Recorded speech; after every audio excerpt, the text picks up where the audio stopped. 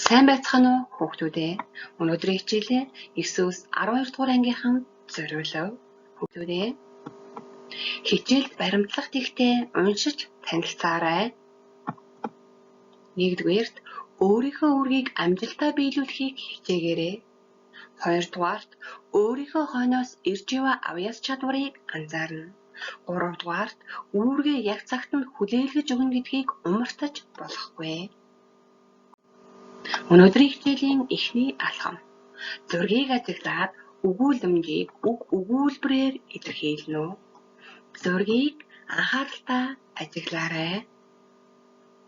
Юуг илэрхийлсэн байна вэ? Өгүүлэмжийн утга нь юу вэ?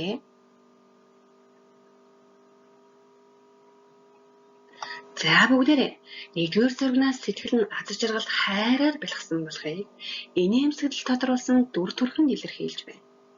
Харин 2-р зургнаас уйтгар гуниг ганцаардлыг харж болох нь 3-р зургнаас сэтгэл нь уур хилэн бухимдлаар дүүрэн болохыг энэ жаал хүүгийн гадаад дүр төрхийн илэрхийлэмжээс танин мэдэж болох нь.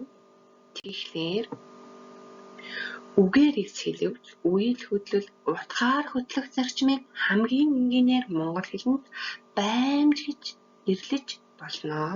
Өөрөөр хэлэх юм бол өгүүлэгч альва юмд хандахдаа үзэл бодол, санал хүсэлт, эрмэлзэл, үнэлэмж сэтгэлдээ илэрхийлдэг үүнийг баймж гэнэ.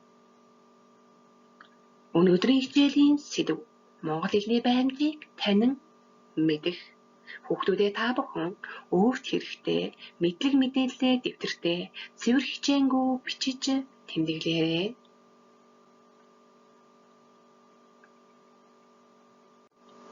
Хичээлийн зорилго. Баймж үг бүтээврийг танин мэдэх. Хэлний нэгжүүдэд баймж илэрхэнэ.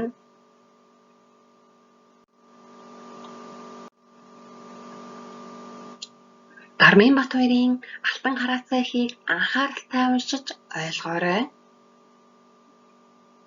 Мөн дараах 3 хэсгийн утга санааны адил ба ялгаатай талыг нэрлэнэ үү? Анхааралтай уншиж ойлгоорой.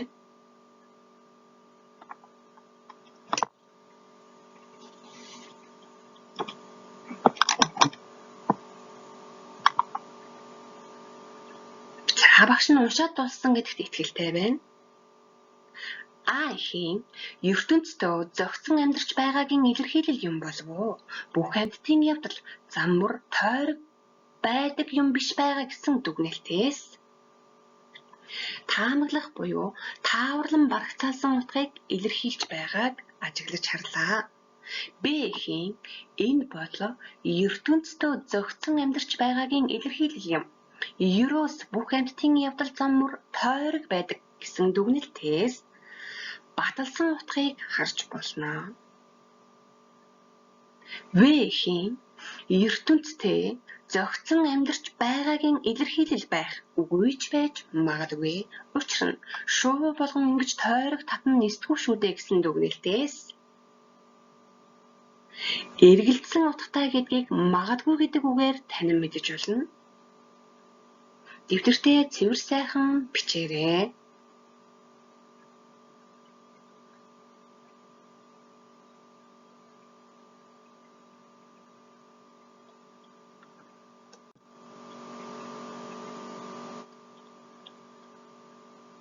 Баймж нь хэлний бүхнийг төвшөнд илэрдэг. Тухайлбал бүтээвэр, үг, өгүүлбэр ихтэй илэрнэ. Баймжгүй бүтээвэр, үг, өгүүлбэр их гэж байхгүй.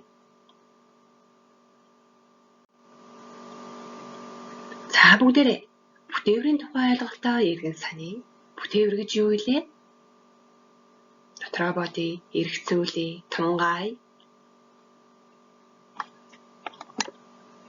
За бүтээвэр гэдэг нь хэлний тогтолцооны хамгийн бага утгад нэгжийг нэрлэдэг шүү дээ. Бүтээвэрт язгуур залгуурыг хамааруулан үздэг. Бүтээврийн үүрэг нь үг бүтээх хувилгах үүрэгтэй. Бүтээврийн онцлог нь утгад хэсэг болон задардаггүй. За дараагийн алхам. Баймжит бүтээгүүрийн утга буюу баймжит бүтээгүүрийн ангиллын тухай ойлголтыг танин мэдээ бүгдээрээ. Сайн байна уу? Яасан сайхан өдөр вэ гэсэн өгүүлбэрээс асуух утга байна гэдгийг өө гэсэн баймжит бүтээгүүрээс танин мэдэж болж байна. За, би заавал очин шүү. Ахавч ирлээ. Доржоо миний хүн унтаж амраарай. Дорж бол хүний мөсөөр сайн хүн гэсэн өгүүлбэрээс онцлог утга байна гэдгийг О гэсэн баймж бүтээгүүрээр нь танин мэдэх нь.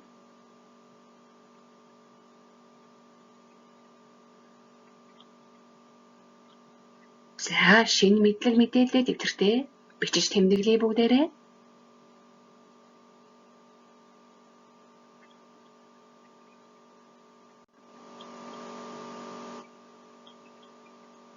За, үргэлжлүүлэн хүүхдүүдэд баймжит бүтээгүүрийн утгын ангиллыг дэвтэртээ тэмдэглээрэй.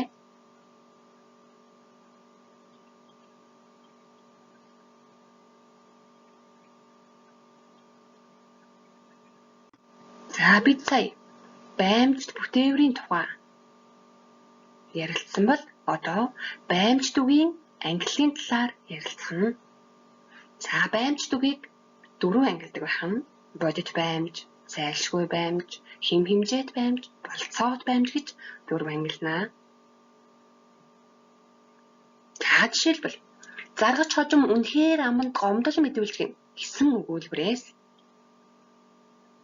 уг үйл ба хэрэг явдал үнэн бодиттой болохыг харж болох нь. Тэгэхээр энэ өгүүлбэр бол бодит баймжийн жишээ байх нэ. Яалтчгүй энэ бичгийг өгсөндөө гэсэн өгүүлбэрээс хэрэг ба үйл явдлын дотоод мөн чанарт түшиглэн зайлшгүй байх гэсэн утгыг харж болох нь. Энэ өгүүлбэр бол зайлшгүй баймжийн жишээ. Бусадтай хിവэрэ ганцхан зандрах загнах нь бага болж гин билээ гэсэн өгүүлбэрээс өөрийн болоод өрөөл бусдын үзэл бодлоос хандах хандлагыг утгыг ойлголоо. Тэгэхээр энэ бол хэм хэмжээт баймжийн жишээ. Завшаанаар тэнгэр цэлмэг байсан нь тэдний ажилд нөлөөлөв. Энэ өгүүлбэрийн утга нь санамсаргүй болох утгыг илтгэж байна. Тэгэхээр энэ бол санамсаргүй болох утга бол болцоот баймжийн жишээ байх нэ.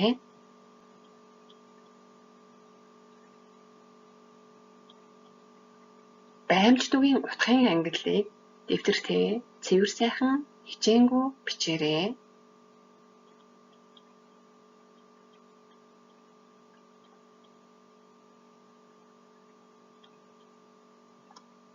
За, даалгавар. Дараах өгөгдлийг зөв харгалзуулаарай.